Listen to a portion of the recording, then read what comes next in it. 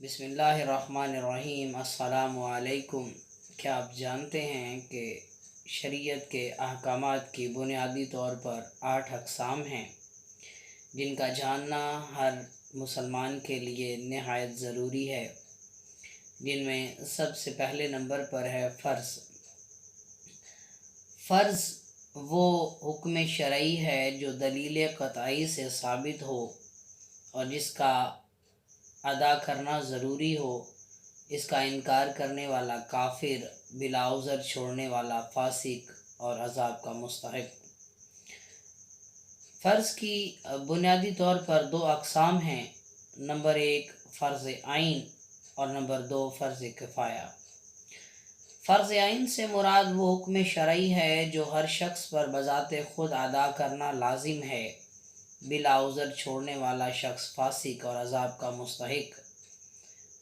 مثال کے طور پر فرض نمازیں اور رمضان کے روزے وغیرہ۔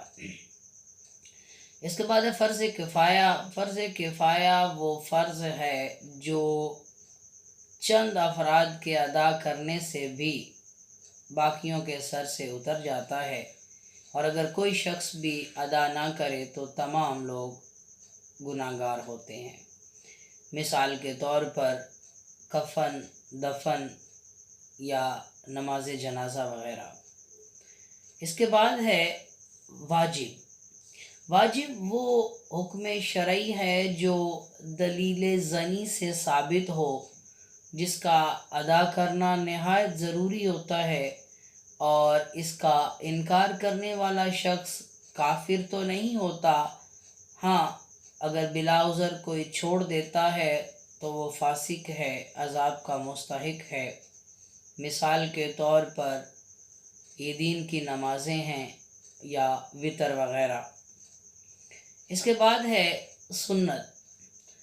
سنت وہ عمل ہے جو حضور اکرم صلی اللہ علیہ وآلہ وسلم یا صحابہ کرام رضوان اللہ علیہ اجمعین نے مسلسل کیا یا کرنے کا حکم فرمایا۔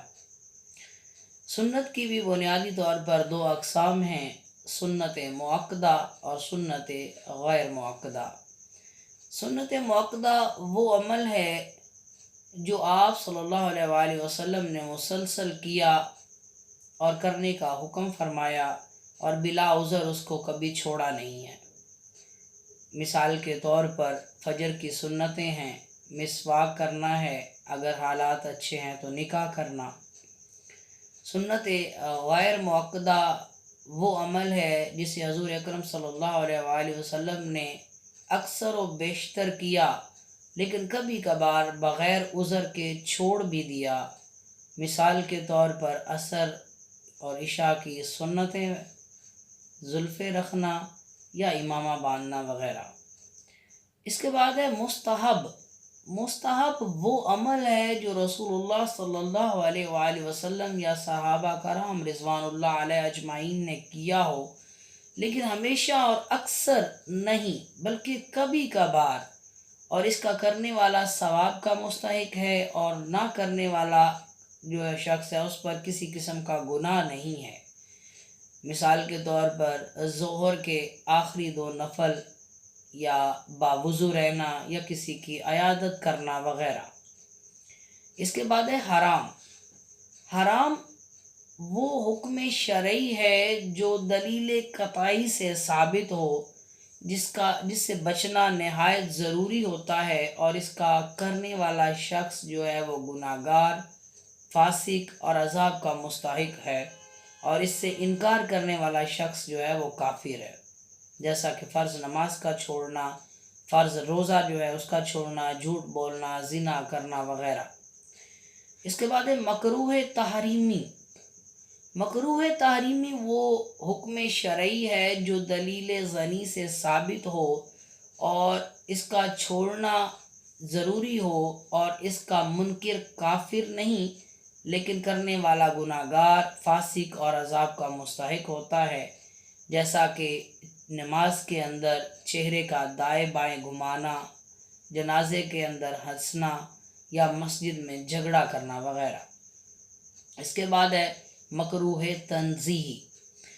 مکروہ تنزیہ اس عمل کو کہتے ہیں جس کے چھوڑنے میں ثواب ہے اور کرنے میں عذاب تو نہیں ہے، لیکن اس کو برا کام سمجھا جاتا ہے، برائی سمجھی جاتی ہے، جیسے نماز کے اندر نگاہوں کو پھیرنا، اندھیرے میں کھانا کھانا یا لوگوں کی موجودگی میں تھوکنا وغیرہ۔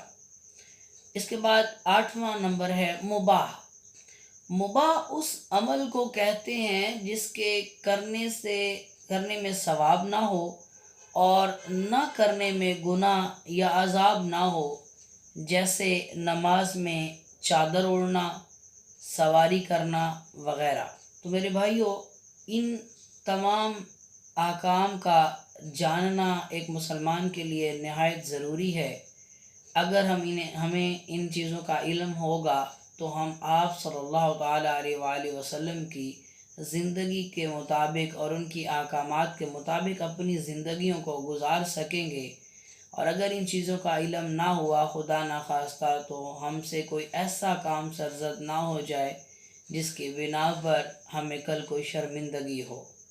جزاک اللہ۔